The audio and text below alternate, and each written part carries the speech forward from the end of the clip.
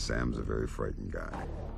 You know, that's why he sort of walks in and does stuff like, "Hi, I'm gonna kill you." Because if you're a happy guy, you come in and go, "Hi, I'm gonna kill you." Here we go. Fisher interrogates enemy soldiers who obviously have no information, but he just interrogates them for the hell of it. Stay quiet. You don't want your life to end in the boys' room. I want you to answer some questions. Stay quiet.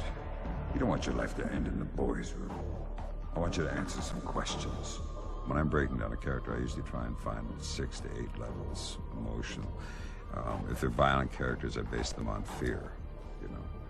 There's only really 2 disciplines in the universe, love and fear. Why are you here? Why is the Russian military here? Why is the Russian military here? Now, it's very hard to do something in an artificial environment and make it real. Who do you work for? And I thought I'd like to try it, see if I could fit in, because I'm more of a reactor.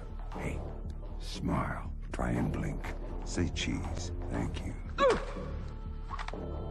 Given the limitations of the dialogue, given the limitations of the responses and the choices within the game, put character and personality into that. I think I succeeded. Let me do this last one.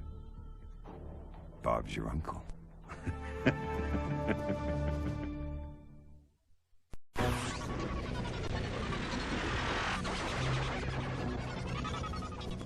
So, Sam, what was your role in the development of Splinter Cell?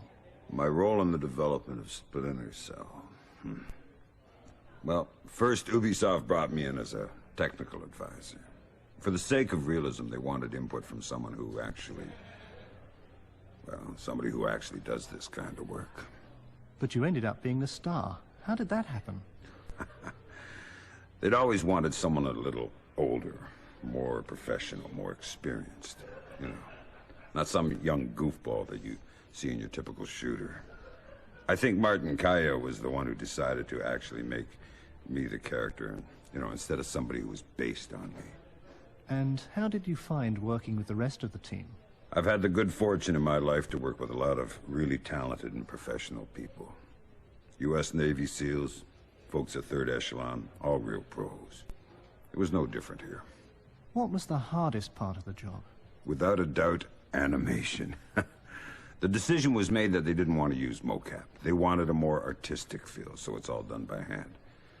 So here I am, hanging off everything in the office while Steve and the animators are filming me, you know, to see how I move. Man, I must have spent hours doing the split jump. I hated that part of the job. Speaking of the artistic feel of Splinter Cell, what are your thoughts on the game's graphics?